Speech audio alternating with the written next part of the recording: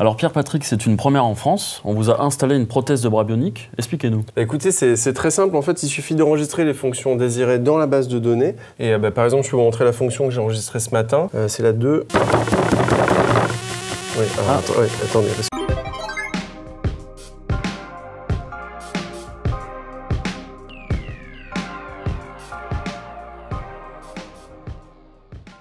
Hello les Space Ghoulix, c'est Kyoshu qui vous parle. Alors aujourd'hui, on va parler de Cyberpunk 2077. Voilà une grosse semaine que Cyberpunk 2077 est sorti dans le commerce et il n'y a pas une journée sans que l'actualité soit consacrée au titre de CD Projekt Red. Souvent en trending topic, plutôt pour ses bad buzz que ses grandes qualités qui sont pourtant nombreuses. Cyberpunk 2077 est un jeu qui a nécessité 8 ans de développement, autant qu'un Red Dead Redemption 2, et qui aura demandé plus de 300 millions d'investissements. Cause à effet, les investisseurs n'étant pas contents, CD Projekt a enregistré 2 milliards de pertes en matière de chiffres de valorisation boursière en moins de 48 heures. Alors certes, le titre est d'ores et déjà rentable avec ses 8 millions de précommande, mais il est désormais sujet à de nombreuses discussions, notamment concernant ses versions PS4 et Xbox One qui ne tiennent pas la route. Étant en mode ouvert, il est souvent comparé à un GTA en mode futuriste. Cyberpunk 2077 en reprend les codes, bien entendu, open world urbain, possibilité de faire littéralement du grand theft auto, tirer à tout bout de champ avec son arme, et il est donc impossible de ne pas le comparer à GTA V. GTA V qui actuellement est l'un des open world les plus fous que Rockstar Games ait créé. Rappelez-vous, il est quand même dérivé sur 3 générations de consoles. Les deux jeux sont donc souvent mis côte à côte afin d'observer comment notre personnage se comporte dans leur open world respectif. Premier comparatif, les pneus qui se dégonflent. Lorsque vous tirez dans les pneus dans GTA, les pneus réagissent et se dégonflent avec une vitesse plus ou moins rapide. Dans Cyberpunk, ceci est inexistant. Il se peut que dans un futur proche, le pneu Michelin Uptis soit disponible. Vous savez, le fameux pneu increvable de Michelin, un pneu finalement sans air et sans pneu.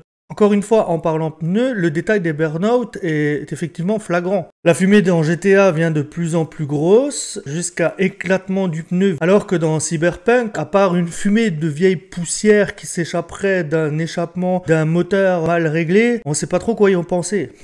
En ce qui concerne les impacts de balles, on peut revenir sur les impacts de balles sur les véhicules. Et sur les véhicules de GTA encaissent beaucoup plus de balles avant d'exploser. Le feu se propage vraiment joliment. On y reviendra tout à l'heure d'ailleurs sur le feu. Pour Cyberpunk, les voitures du futur sont moins solides, je ne sais pas pourquoi, mais en règle générale, je trouve que ça se rapproche pas mal. Le seul problème, c'est un petit peu trop l'explosion à l'américaine, mais les deux sont plus ou moins corrects. Si vous essayez dans le détail d'aller casser une vitre, une lumière, un pare-brise avec votre arme dans GTA, les impacts apparaîtront progressivement, c'est-à-dire un premier impact, un deuxième casse la vitre, etc., etc.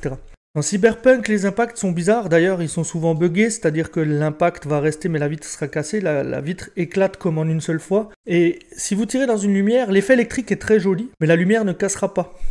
C'est pareil, c'est des petits détails, mais c'est sûr qu'en comparant les deux blockbusters qu'on a là, c'était sûr que ce détail allait apparaître. Tout à l'heure, nous parlions du feu. La propagation du feu est juste magnifique dans GTA et je pense que c'était Far Cry 3 qui avait commencé ça, à avoir le feu qui se propage de façon réelle. De plus, du côté de GTA, l'environnement va faire que les pompiers vont venir et intervenir et éteindre le feu. Pareil, tout ça, ça manque à rajouter de la vie à la ville dans GTA. Alors c'est sûr que GTA, des fois, quand on roule, les gens roulent n'importe comment, ça arrive. Dans Cyberpunk, je vous dirais pas que c'est pas pareil là, mais de ce point de vue-là, GTA est beaucoup plus en avance. Avez-vous déjà essayé dans GTA de jouer avec la patience des PNJ aux alentours? Essayez de rester devant une voiture par exemple? Vous allez être surpris de leur réaction et de leur façon de vous répondre différemment suivant la personne. Dans Cyberpunk, ceci n'existe pas. Les personnages non joueurs restent tout simplement stoïques. Écoutez leur musique dans leur voiture et attendent de voir ce qui se passe. Peut-être les cyber-implants leur auront grillé quelques circuits. Pointer votre arme sur quelqu'un dans sa voiture ne vous aidera pas beaucoup plus dans GTA. La personne va avoir un réflexe qui, je pense, serait le même que le mien. Soit de vous foncer dessus, de vous écraser, soit de faire une énorme marche arrière à la Starkey Hutch et éviter de se faire tuer.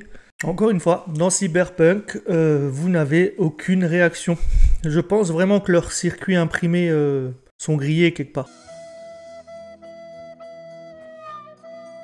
Évidemment, pour finir, le fer Ragdoll, qui c'est qui n'a pas dévalé les rues de GTA en s'amusant à écraser tout le monde et à voir comment les gens sont écrasés. Alors là, dans GTA, c'est l'extase, ça vole de partout. Dans Cyberpunk, c'est des mannequins qui tombent par terre. Des fois, ne tombent même pas par terre, restent carrément droit devant vous.